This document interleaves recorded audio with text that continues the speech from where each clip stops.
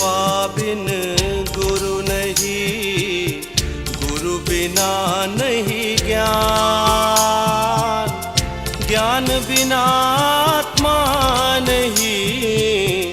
गावहि वेद पुराण गुरु जी, गावहि वेद पुराण।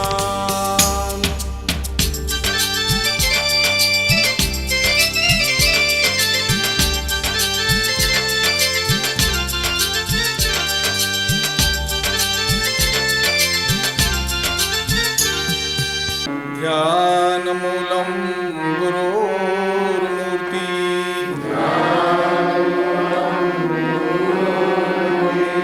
पूजामूलं गुरोर्पदम्,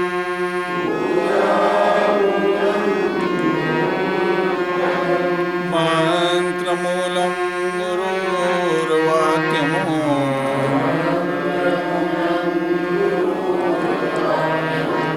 मोक्षमूलं गुरुकृपा।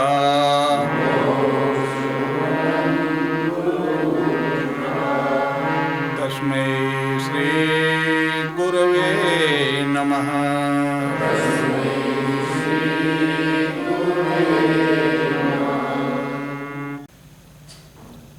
हम किसी अच्छे जगह पे जाते हैं, मंदिर हो, गुरुद्वारा हो अथवा कोई आश्रम हो, वहाँ कुछ न कुछ चीज़ें ऐसी मिल जाती हैं जिससे कि आप प्रेरित होते हैं, मन को अच्छा लगता है, उसे पकड़ने की इच्छा होती है। हम जब पहली बार ऐसे संस्थान में पहुँचे जहाँ बहुत सारे सन्यासी,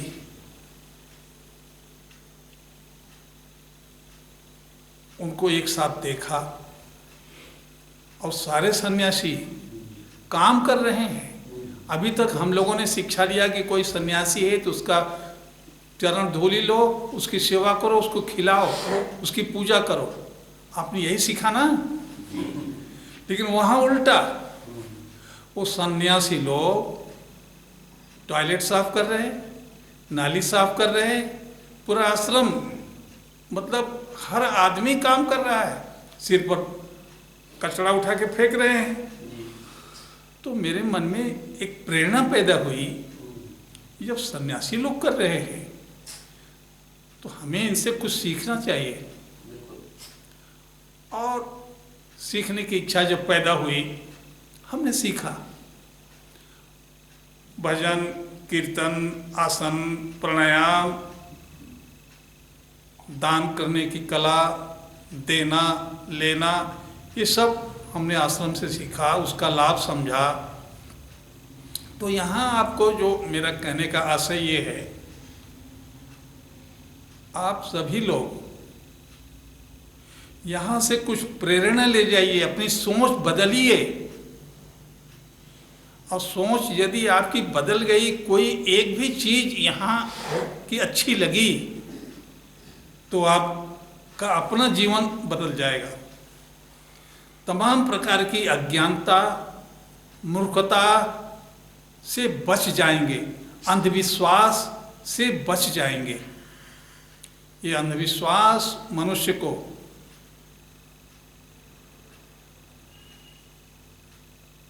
आगे नहीं बढ़ने देता।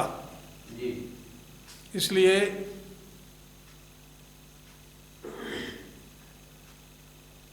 अंधविश्वास के अगेंस्ट में, इसकी खिलाफत करने के लिए आपको अंदर में शक्ति चाहिए।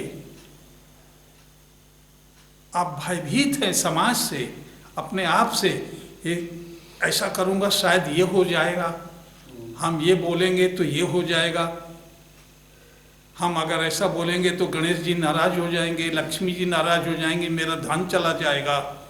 ये जो मन में लोभ पैदा हुआ है, प्रलोभन, ये हमें गलत काम करने के लिए प्रेरित करता है।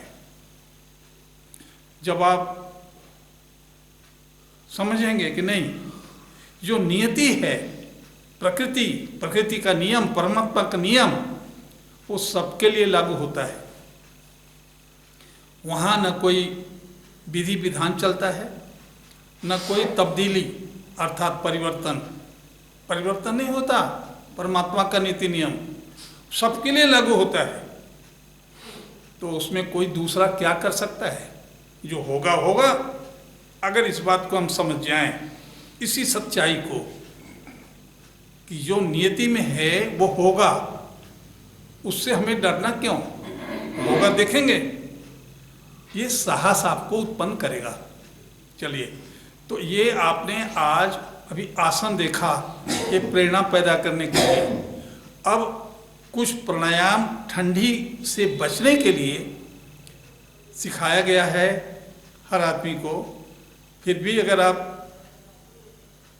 देखना चाहेंगे तो आप भस्त्रिका प्राणायाम या कपालभाति जिसे कहिए, उसका अभ्यास कर सकते हैं।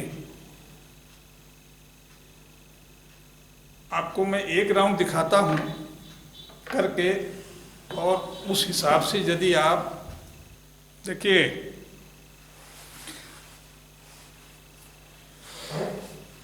भस्त्रिका प्राणायाम में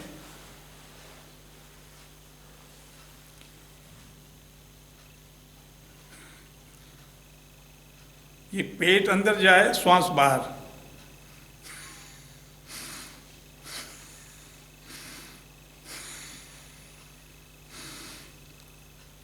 ये एक रिथमिक मोशन ऐसे चलना चाहिए। श्वास अंदर गई, पेट बाहर, पेट अंदर गया, श्वास बाहर, ऐसे। और ये बहुत जल्दी जल्दी फास्ट नहीं होना चाहिए। देखिए,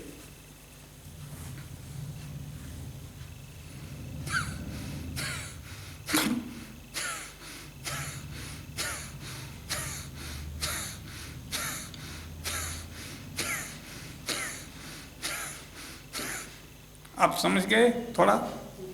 अच्छा, अब ये इसको 18 बार अथवा 30 बार करके दीर्घ श्वास लीजिए और रोकिए। केवल आप देखिए पहले।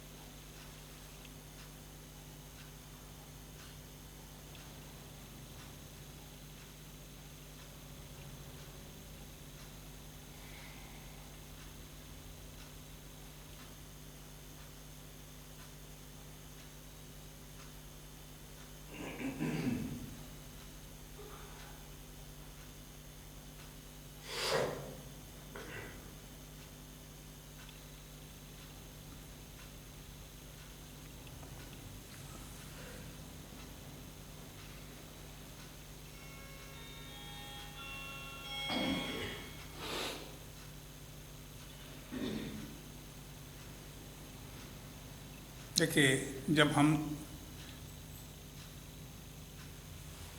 18 बार या 30 बार श्वास लिए और छोड़े रिथमिक मोशन में, तो ये श्वास हम लंग्स से ले रहे हैं। पेट एक प्रेशर दे रहा है, श्वास लंग्स से जितना है उसके अंदर सब बाहर चला जा रहा है। इस प्रकार से करने पर लंग्स के अंदर जो छिपी हुई कार्बन डाइऑक्साइड है छोटे छोटे सेल्स में, वो बाहर आ जाएंगे। और जब आप श्वास लंबा लेकर रोकते हैं, देखिए, तो ठुड्डी को यहाँ लगाइए और आगे झुक जाइए, पेट को ढीला रखिए। तब क्या होता है, लंग्स के अंदर ये हवा का विनिमय होता है, ऑक्सीजन प्रत्येक सेल के अंदर घुसती है और कार्बन डाइऑक्साइड उसमें से निकल के बाहर आती है। जितना देर तक रोकते हैं उतने ही गहराई में ये ऑक्सीजन चला जाता है, हर सेल को ऑक्सीजन मिलता है। ये तो वैज्ञानिक तरीका बताया फायदा का। और दूसरा मानसिक लाभ ये है, आपने पढ़ा होगा धर्म के अंदर, बाल समय रवि भक्ष लियो, आगे तीनों लोक भयो अंधियारो। ये जब हम श्वास को रोकते हैं तो सारा संसार में अंधेरा हो जाता है। तीनों लोक भयो अंधियारो, बाल समय रवि भक्ष लियो। इस सूर्य को खा गए हनुमान जी, ऐसा नहीं है। ये हमारी सूर्य नाड़ी है, जो इड़ा पिंगला है ना, तो पिंगला को सूर्य नाड़ी कहते हैं। उसको रोक लगा लिया हनुमान जी ने ये प्राणायाम करके। अभी भी नहीं समझा। धर्म में उसका अर्थ लगाते हैं कि हनुमान जी जाके सूर्य को खा लिए, ऐसा नहीं है। योग कहता है हमारे अंदर जो इड़ा पिंगला दो नाड़ियां हैं, जो पिंगला नाड़ी है उसे सूर्य नाड़ी कहते हैं और इड़ा को चंद्र नाड़ी कहते हैं। तो जब हम श्वास खींचकर रोकते हैं तो सूर्य नाड़ी पर प्रेशर पड़ता है, उस पर कंट्रोल होता है, रुक जाता है। तो तीनों लोक भयो अंधियारो, मन एकदम शांत हो जाता है। मन जो तीनों लोकों में घूमता रहता है वो रुक जाता है। तो इसका लाभ मानसिक है और शारीरिक भी है। अच्छा, ये तो हाफ पोर्शन बताया। अब इसके आगे क्या करना है, इस प्राणायाम को पूरा ढंग से सीखो। देख लिए तो श्वास लेके हम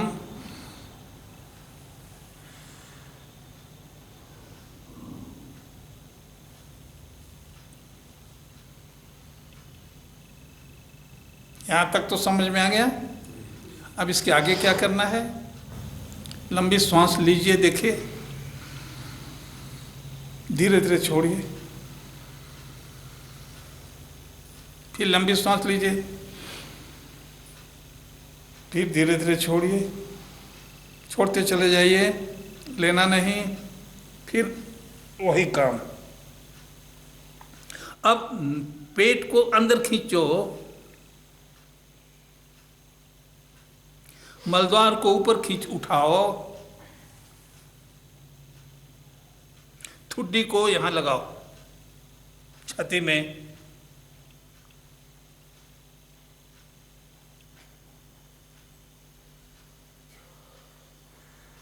जब श्वास लेना अनिवार्य हो जाए तो मलद्वार को ढीला कर दो, छोड़ दो, और ठुड्डी को ऊपर उठा लो और सीधे हो जाओ। ये बात आई समझ में? नहीं आई? ये एक राउंड भस्त्रिका हुआ। एक राउंड ठीक से करोगे तो कम से कम 3 मिनट लगेगा, कम से कम 3 मिनट लगेगा। टाइम कितना हुआ? टाइम हो गया? Time is over now. ठीक है, ये तो मैंने आपको व्यवहारिक रूप से कैसे करना है दिखा दिया। यदि आप ठीक से नहीं सीख पाए हैं तो आश्रम में आकर के सीख लीजिए, और अपने घर में आप 3 राउंड भस्त्रिका यदि करते हैं ठंडी के दिन में तो 10 मिनट लगेगा। 3 राउंड में 10 मिनट लग जाएगा। और ये आसन आपने जो देखा, सारे आसन आप नहीं कर पाएंगे। जो कर पाते हैं उतना ही करिए, अपने शरीर की आवश्यकता के अनुसार करिए। अपनी सामर्थ्य से ज़्यादा करने का प्रयास मत करिए। तो इम्यून पावर पर आ जाइए दोबारा। इम्यून पावर क्या है जान लीजिए 2 लाइन में। ये शरीर के अंदर की रोग प्रतिरोधक क्षमता है, जो हाई लेवल पर रहने से कोई रोग आपको नहीं छू सकता। हाई लेवल पर रहने के लिए फिजिकल प्रयास, शारीरिक प्रयास के अलावा हमें मानसिक शांति, तनाव मुक्त मन और भय से मुक्त, भय न लगे। अगर ये भय है आपके अंदर, वो कैसे जाएगा वो कल बताएंगे, कल सिखाएंगे। आज केवल फिजिकल चीज़ें जान लीजिए कि हमें क्या करना चाहिए, कैसे रहना चाहिए, क्या खाना चाहिए और कितना आसन, कितना प्राणायाम, कितना ध्यान करना चाहिए। आज आपने आसन और प्राणायाम देखा, कल आपको हम ध्यान बताएंगे बिल्कुल अलग, जो दुनिया में कहीं नहीं आप देखेंगे, वो आपको हम कल बताएंगे। हमारे व्यक्तित्व में निखार कैसे आएगा इस ध्यान से, इस ध्यान से कैसे संपत्ति आपके पास आएगी, वो विद्या सिखाऊंगा कल। समझ में आया? तो आज इसको यहीं रोकते हैं, टाइम हो गया। अच्छा, अब समय कहता है कि अब ये अभ्यास बंद करना चाहिए। तो सभी लोगों को एक बात याद रखें कि हमेशा चेहरा ऐसा रखिए कि ये देखने से लगे कि आदमी हंस रहा है या मुस्कुरा रहा है। चेहरा डाउन या रोता हुआ मत रखिए। एक फिजिकल पोज है, जब ये बनाएंगे तो उसका प्रभाव अंदर जाएगा। मुस्कुराते हुए चेहरे को लेकर लंबी श्वास लीजिए ओमकार साधना के लिए।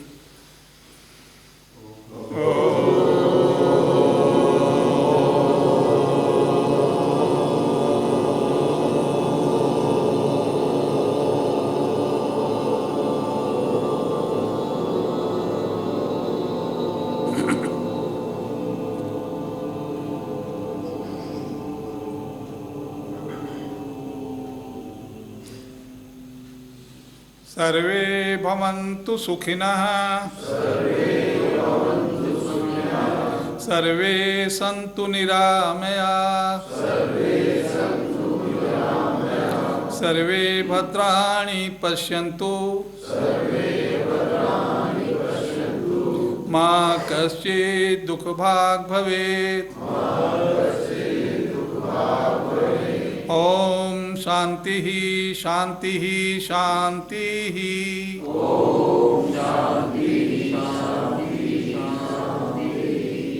हरिओम तत्सत। दोनों हथेली रगड़िए,